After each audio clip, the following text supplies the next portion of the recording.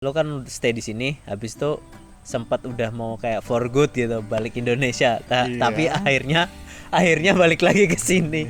Nah, itu kenapa ya? Lo kenapa memutuskan udah for good tapi akhirnya balik lagi ke Australia gitu? Itu ya pertanyaan yang sangat bagus. Yeah. Karena waktu itu Oke guys, welcome back to my channel. Perkenalkan, nama aku Sofyan. So, balik lagi di obrolan curhat kerja di Australia. So, kali ini di sampingku ada Rian, dan dia adalah salah satu temanku yang udah lama nge-farm di Australia ya. Dia dari zaman aku ketika pergi ke Queensland, ke North Queensland. Waktu itu di Cairns, di Bulah tepatnya. Nah, aku langsung ketemu sama Rian. Dia salah satu temanku yang udah lama banget di Australia juga. So, oke, langsung aja. Halo Yan, apa Halo. kabar? Baik bro. Akhirnya bisa ketemu lagi di Tasmania. Oke. Nice. So, kenalin nama lo Yan. Nama lo siapa? Asal dari mana? Udah Oke. berapa lama di Australia? Kayak gitu. Yap. Nama saya Rian dari Manado. Aku udah di Australia hampir 4 tahun. Dan selama di Australia aku kerja nge-farm bareng Sofian. Jadi udah keliling-keliling dari mainland, udah beberapa state sampai ke Tasmania sini. Jadi udah bener-bener udah kerjaan farm keliling-keliling. Oh gitu ya, mantap. So, oke. Nah, selama di Australia ini, lu udah berapa tahun tadi? Hampir 4 tahun. Hampir 4 tahun ya di Australia. So, Rian ini udah 4 tahun, jadi working holiday-nya udah selesaian. Iya udah selesai dari tahun lalu. Oke, working holiday-nya tuh udah kelar, tapi Rian masih pegang COVID visa ya sekarang. Iya sekarang masih. So, ya. So, lu kan inian apa namanya selalu kerja sama agri labor. Iya. Atau lebih tepatnya lu kerja nge-farm mulu ya di Australia. Nah, menurut lu gimana kerja farm itu, dan kenapa lu sampai sekarang nge-farm mulu gitu, nggak pernah pengen cobain kerja yang lain gitu?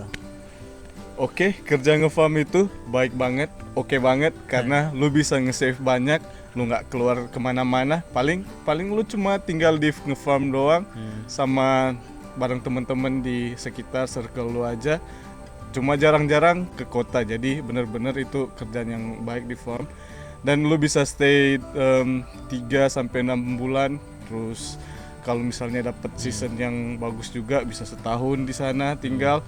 Dan nge-farm itu sungguh-sungguh pengalaman menyenangkan, karena punya banyak teman, men. Kita bisa ketemu beberapa orang dari berbagai negara. Jadi oke banget. Oke banget ya. Ya. Oke, terus abis itu lu pernah nge-farm apa aja sih di Australia? Wah, itu mah Ya nggak usah semuanya, beberapa aja. Dan menurut lo pengalaman yang paling berkesan buat lo tuh apa nge-farm di kerjaan itu sendiri gitu, waktu kerjaan nge-farm? Oke, yang paling berkesan banget buat gue itu kerjaan mangga. Mangga itu Oke. paling terbaik, bro. Ontario is the best. Oke, Ontario. Karena mangga gue di sana bener-bener mental gue diuji di sana, fisik juga apalagi. Karena itu kerja itu under 40 degrees, so itu bakalan panas banget di sana. Panas banget ya. Iya. Dan itu kerja dari pagi-pagi sampai kadang sampai jam 6. Jadi itu bener-bener itu kerja fisik banget, itu udah pasti, men. Tapi kenapa gue bilang berkesan? Karena di sana gue diajarin banyak hal di sana. Gue bisa belajar berbagai mesin di farm. Gue bisa belajar traktor, belajar forklift. Wah, keren. Belajar telehandler. Jadi itu bener-bener gue seneng banget sih kerja di mangga itu. Oke. Nah, selama kerja itu berarti skill lu diasah terus ya. Nah, itu belajar sendiri apa diajarin? Actually, gua diajarinnya itu cuma awal doang. Jadi si bosnya datang, oke, Ryan, you have to drive that one. But dia cuma ngajarin itu cuma kayak 5 menit, oke, you know this button, you know how to forward, how to reverse, and this is your target, you have to reach the target for today and that's it. Jadi gue cuma dibilang kayak 5 menit doang gitu. Terus sepanjang hari itu gue harus ngelakuin sendiri. Nanti dia balik lagi setelah hari udah mau selesai. Terus so how was your day? Gitu doang. Jadi itu bener-bener gue harus belajar sendiri main di situ. Oh gitu ya. Berarti selama di Australia kita harus ningkatin skill kita terus ya buat catch up untuk otomatis dapat peluang atau opportunity yang lebih baik, ya nggak sih? Iya itu emang sih emang harus, soalnya kamu di farm itu rugi juga kan, lu udah kerja itu mati-matian tapi nggak dapat apa-apa di situ. Setidaknya kalau kamu belajar sesuatu, kamu punya skill di tempat lain yang bisa diperlukan juga buat kerjaan yang lain. Dan rata-rata di sini di Australia sini, jadi semuanya diperlukan yang kerjaan yang gitu, yang bawa mesin gitu. Sama jujur ya, farmhand itu dibutuhkan di semua di sini. Oke. Nah, berarti lu kan kerjanya sama orang Australia terus nih. Nah, itu gampang nggak sih kerja sama orang Australia itu? Apa ada kendala-kendalanya apa sih? Kerja bareng orang Australia itu sangat menyenangkan karena pertama kamu diajarin bahasa, jadi otomatis kamu belajar gimana cara greetingsnya pagi-pagi, terus ngejokes mereka, jadi itu enak banget kerjaan sama mereka. Kendalanya kayaknya sih kagak ada sih, karena mereka oke-oke aja sih. Oke. Nah, lu kan pernah cerita lu pernah kena back pain itu yang ngangkat itu. Nah, itu gimana sih Yan kok bisa kejadian sampai kena itu? Itu dia, aduh parah banget. Itu ceritanya pagi-pagi gue mau kerja kan. Jadi pagi-pagi itu kita harus kayak ngambil air buat semuanya, buat minum. Itu ada di tempat air, beratnya sekitar 20 kg. Jadi gue harus ngambil air itu terus bawa ke mobil, ke trupi. Nah, pas gue ngangkat, nah guanya sih yang salah. Gue terlalu ke bawah gini, terus ngangkatnya gini. Jadi harusnya kan pakai lutut, harus jongkok dulu terus masukin. Nah, gue langsung aja gini, terus pas itu bunyi belakang gue, aduh anjir, itu sakit banget. Oh iya. Ya, gue waktu itu harus day off selama 3 hari buat nyembuhin. Back painnya itu parah sih. Berapa kilo Yan? 20 kilo ya ngangkat. Oke. So ya teman-teman, sekali lagi ya, ketika di Australia hati-hati banget buat keselamatan kerja juga. Jadi pikirin juga keselamatan kalian, dan ya kesehatan tuh sangat-sangat berarti ya Yan ya, ketika di Australia. Nah, terus habis itu lu udah pernah kemana aja Yan? Kerja di daerah mana aja Yan? Aku pernah di Queensland, pernah di Victoria, dan juga ke New South Wales ya, dan ke sini, ke Tasmania ya. Oke, so paling banyak kerjaan di mana sih Yan? Queensland lah. Queensland ya. Queensland terbaik ya. Terbaik di sana men, banyak banget kerjaan farm sana. Ya. Queensland ya. Dan udaranya juga nggak terlalu panas, udaranya nggak terlalu dingin kayak di Tasmania ya. Iya, terus tapi panas juga ya. Deket juga sama Indonesia, jadi agak tropical. Tapi yang Queensland bagian atasnya, jadi lumayan lah. Tapi udah pasti Queensland itu terkenal juga panas men. Oke. Iya, pasti.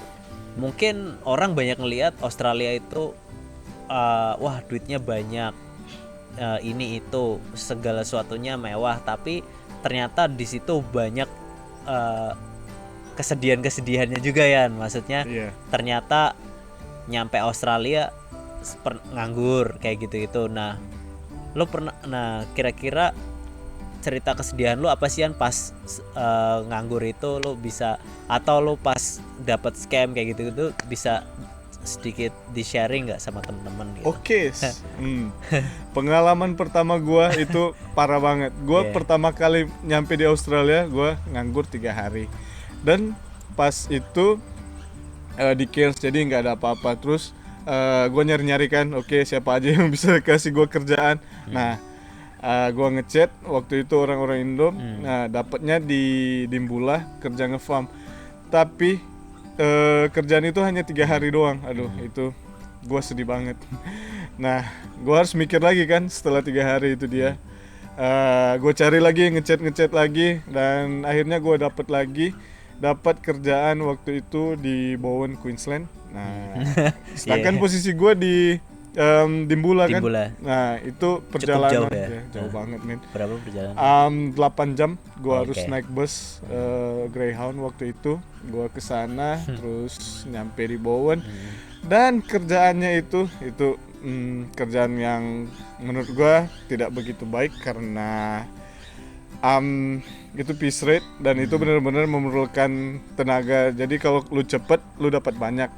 Tapi sedangkan waktu itu kondisinya row-nya agak kurang baik. Jadi otomatis gue dapat sedikit. Dan kerjaan itu cuma berlangsung selama sebulan. Jadi sebulan itu habis gue harus nyari lagi. Aduh, itu sedih banget. Paling sedih itu di Australia kalau kamu harus pindah-pindah. Karena lu harus ngabisin uang kan buat pindahan, terus nyari akomodasi lagi, ribet lagi, beli bahan-bahan lagi semuanya. Jadi Nah, berarti paling enak nih punya mobil terus langsung road trip atau enakan naik pesawat untuk pindah tempat atau pindah state? Dua-duanya sih oke. Cuma ada itunya plus minusnya. Kalau lu cuma sedikit barang itu oke banget flight. Karena lu tinggal flight aja udah langsung nyampe kan. Paling tinggal nyari akomodasi doang. Nah, praktis praktis yang itu. Kalau road tripan itu enak. Jadi apapun barang lu pasti ke bawah kan. Jadi nggak usah khawatir. Nah, tapi itu dia. Kadang road tripannya kita itu sampai beberapa hari. Banyak itu memerlukan 2 atau sampai 5 hari bahkan.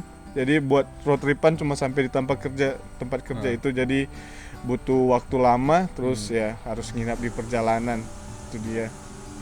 Oke. Itu tapi ada serunya lah ya, ada ceritanya lah ya kalau road trip itu ya. Apalagi kalau lewat di East Coast kan, lo bisa lihat pantai-pantai yang ada di Sydney, Melbourne, lewat Gold Coast juga kalau mau ke Queensland. Wah, itu keren sih. Ya. Tapi selama road trip pernah ada kendala nggak Yan? Apa lancar-lancar aja selama ini? Pernah, mobil gua overheat dan hampir meledak.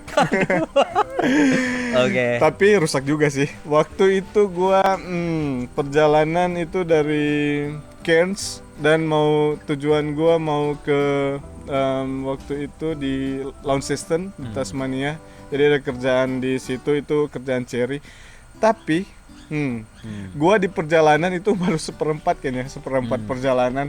Nah, mobil gua kayak nggak kuat gitu, dia perjalanan jauh. Jadi di tengah jalan gua itu udah nyium bau aneh nih. Gua nyetir kan, wah ini kayak ada hawa-hawa buruk nih. Nah, betul juga, pas gua berhenti di tengah jalan, ngecek buka hoodnya, gue lihat ini udah berasap dan radiatornya udah panas banget dan mobil gue sangat tidak bisa diselamatkan waktu itu. Jadi sedih banget ya. Dan tapi itu langsung ketolong nggak? Maksudnya terus langsung buat ke tempat barunya, terus akhirnya gimana, naik bis atau apa? Jadi waktu itu gue harus mikirkan karena harus ada deadline juga, harus nyampe ke tempat kerjaan. Waktu itu gue langsung mobil gue bawa ke mekanik, gue tinggalin dulu situ buat kalau bisa dibenerin, gue berharap bisa. Jadi gue tinggalin, benerin radiator dan semua itu. Itu benar-benar pengeluaran, harus di towing dan segala macam. Nah, setelah itu gue langsung book flight ke Launceston. Jadi gua kesana terus flight sih food flight ya ke Launceston. Oke. Dan sekarang ini kan lo ini ya Yan, kayak ya jadi supervisor gitu. Nah, itu tantangannya kayak gimana sih Yan jadi supervisor? Apa duitnya nambah tapi ada tantangannya kan pasti. Nah, tantangannya apa aja sih jadi supervisor? Iya, udah pasti ada tantangannya. Dan tantangannya gede banget. Tanggung jawabnya jadi makin besar. Oh gitu ya. Jadi itu jadi stres juga ya? Iya, stres itu udah pasti. Kamu nggak mau kamu harus tetap kerja profesional, harus sesuai dengan permintaan perusahaan. Jadi nggak boleh memihak siapapun di situ. Jadi harus memastikan pekerjaanmu itu berjalan lancar tiap hari. Pokoknya nggak ada masalah apapun, itu tenang banget. Tapi kalau ada masalah itu udah pasti lo harus fix itu semua. Jadi kalau ada truk yang nggak bisa loading, nah gua kan kerjaan di Onion. Jadi kalau misalnya ada truk yang beltnya nggak bisa jalan atau nyangkut terus rantainya putus, nah itu semuanya harus bener-bener ya harus Lo cepet. take responsibility. Iya, take di situ. respon di situ. Jadi itu. Oh, oke. Lo kan stay di sini, habis itu sempat udah mau kayak for good gitu balik Indonesia. Iya. Tapi akhirnya balik lagi ke sini. Nah, itu kenapa ya? Lo kenapa memutuskan udah for good tapi akhirnya balik lagi ke Australia gitu? Itu ya pertanyaan yang sangat bagus. Iya. Karena waktu itu iya benar-benar kerja di Australia emang enak sih. Kamu dapat uang, dapat pengalaman semuanya. Tapi ada satu sisi kamu juga bosen dan kamu rasa sendirian, nggak ada siapa-siapa.